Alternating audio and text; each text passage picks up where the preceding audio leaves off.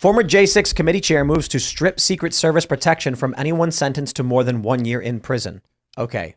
I'm sorry. Like, look, there's already these conspiracies popping up all over the place that they're going to try and take the life of Donald Trump. You criminally charge the guy in a bunch of different ways. And then while he's in trial with a bunch of seemingly biased jurors, you go, and also you will lose your Secret Service protection. I'm like, come on, man. Did you guys see what Andrew Schultz was saying? No. He said, we've been getting this wave after wave after wave of Boeing planes being unsafe and then crashing and crashing. Well, guess who owns a Boeing plane? Trump owns a Boeing plane? Trump owns a Boeing plane. Oh. And then everyone on his show, they're like, than these concerns, though, isn't it? Yeah, a lot of the concerns of the Boeing planes has more to do with maintenance and the current staffing at these companies and not Boeing. So it's a funny point to make. But look, if the argument is they can't stop Trump, the Trump train's unstoppable. You see someone, why would you, what is this? Well, they want to put Trump in prison and then take away his Secret Service detail. And then all of a sudden the cameras break, the guards fall asleep, and then Trump lunges off the top of his bunk bed or something, if you get my drift. Right. Yeah, that does sort of appear to be the goal. You also have Hunter Biden facing federal gun charges. I think his trial is coming up in June, and there could be jail time with that as well. And Hunter Biden's Secret Service detail when Biden was living in, we were talking about this before the show. It was either Malibu or Santa Monica or something like California. that. It was definitely California. But his Secret Service detail spent $4.5 million in 2021 just tracking him around, living in a fancy place nearby. But yeah, Trump and Hunter Biden would be the ones to suffer under this. They would make an exception for Hunter. You think so? And yeah, Benny Thompson is deranged. I mean, he was the chair of the J6 committee and he hid evidence. He did all kinds of ridiculous things. And I mean, I think that stuff like this, there's already been so much talk about how much the left is going after President Trump. They're doing everything they can in the legal system. They're trying to tear his reputation down, tear his family apart. They're going after him with everything that they have. The last thing that they have is to try and take him out. And all this does is get conservatives rightfully worked up over the prospect of the left coming after President Trump much more severely than they have in the past. And I think that the left sees this, and it's just like kind of poking the bear. And they know that they can get away with it, and they just want to antagonize our side. I mean, at some point, all this is, whether it gets passed or not, a lot of this is just to antagonize the Republican base.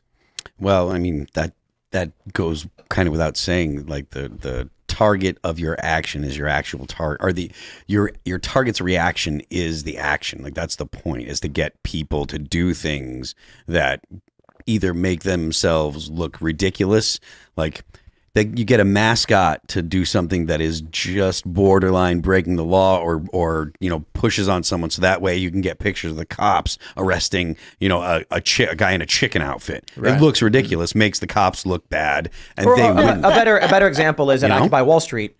They would strike a cop, and then as soon as the cop fought back, they'd start filming. And then they'd say, police beat innocent protesters. So you'd have these protesters, they'd plan this. They'd run up, they'd hit a cop, and then immediately go, no, please, please. And the cops are hitting them. And then the video footage shows cops beating someone, crying and begging.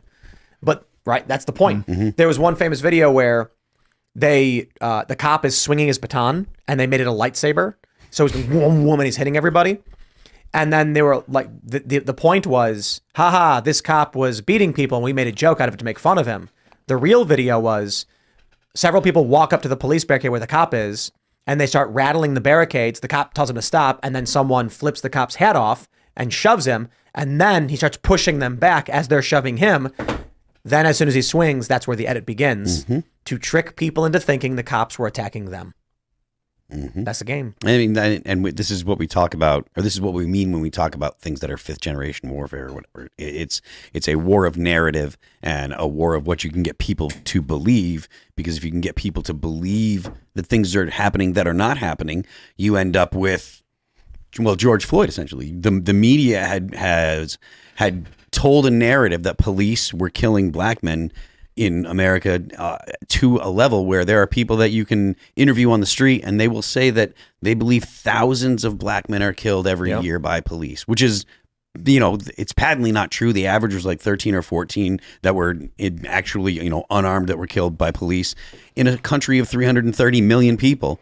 But yet, because of that narrative, you have the whole BLM movement. You have all of the civil unrest that we've had, all of the riots, all of that stuff, because the general public was of the opinion that thousands of black men per year, which once you start actually dissecting the idea, it becomes ridiculous. It gets to the point where it's like, oh, wait a minute, that's kind of crazy, because that's we would notice that kind of death toll in society, but when you are just hear it as an emotional wedge or whatever, people say, oh my God, that's terrible, because we don't want to be a society that does that. The gut instinct is that's awful. We don't want that. And so it plays on people's, emotions, and you get literally a decade of civil unrest and a less harmonious country because of a lie pushed by the media and people with a political bent. And it's literally it's made America worse. Like the trans genocide, which is also a lie. Yeah, that's probably not as it probably doesn't have as deep and consequential. Not yet. Yeah, not yet. But it could very well, because who knows how many people are going to have horrible things going on in their life because of that. And it's the strategy. I think it's Alinsky. Accuse your enemies of what you're doing. Yep. So you get the media that comes out, and they accuse the people who are telling the truth of being the liars, and keep the cult functioning. Yeah, we've got two people that, because of the left-leaning narratives and the essentially wrong things that the left pushes, we've got people that are killing themselves by setting themselves on fire now. It's disgusting. This is why I say that when it comes to like abortion and sterilization and things like this, it just hits the left. The end result is going to be a conservative future. Maybe so. There's no other mathematical path forward. People argue that they're indoctrinating kids, but it's just like, guys, if the left ain't having kids at all, indoctrination is meaningless. Well, you have to, if you're not having children to reproduce for your ideological side, you have to go indoctrinate them. And but that's substantially less effective than literally having kids. Well, for sure. Yeah, so I'm just saying that is the. Give it 40 years. I was thinking, yeah. But I was thinking this too. I think, I said this on Twitter that support for Israel is over. You think? 100%. And of course, the conservatives who are staunchly pro-Israel reject this idea, but they're wrong. And I'll tell you why. You have on the right now with Donald Trump's faction, you have the people who support Israel and the anti-interventionists. Trump's base is largely anti-intervention. We don't care about other countries. We don't want to fund these other countries. We want to secure our borders, bring our jobs back. They say we want to give funding to Israel. And people are like, no funding for Israel until we secure our borders. It's not that they hate Israel. It's that they're like, why are we spending money there? How about we secure our borders, we stop the crime, we get our jobs back, then we can fund other things. Then on the left, they just all hate Israel. Yeah, did you see Ilhan Omar's daughter got arrested at Columbia? So this is the younger generation. In 20 to 40 years, this sentiment's not going away. It's going to be the dominant sentiment. You're going to get a bunch of Republicans who are like, we don't want to fund foreign wars. We want to secure this country. The left is then going to say, we don't care why you're defunding Israel. We hate Israel, so we'll agree with you. And then funding is cut from Israel. I don't see how that survives in 20 years. Now, I bring that up not to get into an Israel conversation, but to point out this extends to literally everything. What the millennial generation and Gen Z value in 20 years will be it. So what you're seeing now with Trump is not going away. It's expanding. The deep state, the establishment can say, we're going to lock Trump up, take away his protections. And all that means is in 20 years, there'll be 10 more Trumps. Because young people hold these views, and that's it. And something that Bannon said, or has said multiple times, is Trump is actually a moderate. Because if you look at the positions that Trump holds, all of his positions are acceptable Democrat Party positions in 2005. Oh, for sure. 2003. He's basically a moderate. Yeah, and because of how far the left has pulled the country and pulled the national kind of zeitgeist, they've managed to characterize him as far right, but that's only because of how far left they've managed to pull the the opinions of the average normie or whatever. But go ahead. No, and I was going to say, and I think that that's the thing with foreign intervention. I mean, for years we've lived under a uniparty in the United States that has advocated basically getting involved in every single foreign conflict on every single corner of the globe since the fall of the Soviet Union in 1989. And we've had this view that we have unlimited resources, we have unlimited potential all over the world, and there's no drawbacks to getting involved. And over time, whenever we invade Iraq, for example, find out that there were not weapons of mass destruction, and we get involved in a 20-plus year long war with no concept of what victory looks like and no path to peace until we have a humiliating withdrawal, eventually from Afghanistan. Eventually, the next generation says, well, I'm going to be a lot more skeptical of getting involved in any foreign conflicts, whether these are just or not. And what we've seen right now, I think, is that the left or the uniparty has conflated Ukraine funding and Israel funding. So there's a large contingent, even on the political right, who would be more normally accustomed or more comfortable giving funding to Israel, who, because we've been dumping money in Ukraine for so long without having any pay for, is getting really, really skeptical. And I think that it's the uniparty who is so invested in conflict all over the globe, including in Israel, that's going to end up shooting themselves in the foot with this. Well, what happens if we don't fund Ukraine and we don't fund Israel? What are the downsides? Well, that's the question that very few people in the uniparty can give a clear and articulate answer. I think that there's a much more compelling answer for sure in Israel, where the United States does clearly have some geopolitical interest in making sure that Iran isn't nuclear armed. But in Ukraine, I think that's a much more difficult case to make. And I've never seen anybody make a compelling case for why we should be spending billions of dollars in Ukraine, other than some half-baked comparison to Putin being Hitler. That it relies on a very shallow understanding of World War II and of history. I've never seen anybody make a good case. Yeah, I actually went to a debate on this because I was interested, and I was like, okay, I don't know that much about the arguments on either side. I know sort of how I feel about it, but feelings are irrelevant, right? So I went to listen to it at the Council on Foreign Relations in New York, I guess a couple of weeks ago or whenever it was. And you had people on both sides. You had John Mearsheimer on one side with Daniel Davis, and on the other side you had Paula Dobriansky and Heather Conley talking about why we should fund the war in Ukraine. And Mearsheimer and Davis were both like, we can't win, and nothing we do can make us win. So what we should do is negotiate for diplomacy and for Ukraine to be a neutral territory, and Ukraine should not join NATO, and that will sort of smooth things out and lead to peace in that region. And then on the other side, you had Dobriansky and Conley saying, if these guys want to die for their freedom, then we should let them do it and we should fund it. And that funding is good for essentially the American economy because we're paying ourselves to build weapons that we then give them, right? And also they were saying, that if we don't fund Ukraine, then Putin sweeps into Europe entirely. And it was like, that doesn't I think like fund war because it's good for the economy sounds like a pretty depraved excuse really did seem depraved. People slaughtering each other. But I think maybe the mistake we make is that we don't use that same tactic. So I'm going to revise my tactic. So from now on, guys, Antifa and these leftists need to be criminally prosecuted. Because if Antifa is not prosecuted, they're going to storm into Illinois and start killing random people. They will take over Illinois. So that means if we don't arrest them now in Minnesota for their autonomous zone, next thing we know, they're going to take all of Illinois. Or Atlanta. Yeah. Where they're already trying to take over in Atlanta anyway. Well, they were doing that. And so we have to stop them in Atlanta. Otherwise, they'll take Florida. They'll take Florida next. Oh, no. Mm-hmm. Oh, we better be hyperbolic and claim that our enemies are going to be 100 times worse than what they're actually doing. People will believe it, I guess. More than what they're capable of. Yeah. So, yeah, it's pretty interesting. I guess they're going to have a vote on that. I guess the funding bill got to the floor and they're going to vote on it.